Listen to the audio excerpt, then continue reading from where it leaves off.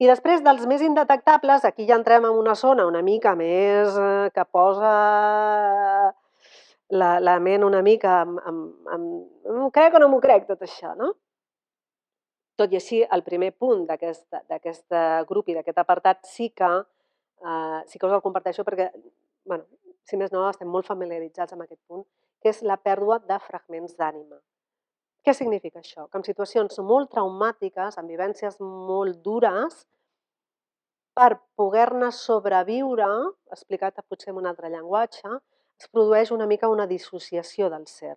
És a dir, m'estan fent alguna cosa molt fort del que jo no puc escapar, jo no puc escapar d'aquesta situació, l'única manera que puc escapar és una part de mi que surti d'aquí i no aggravi el dolor.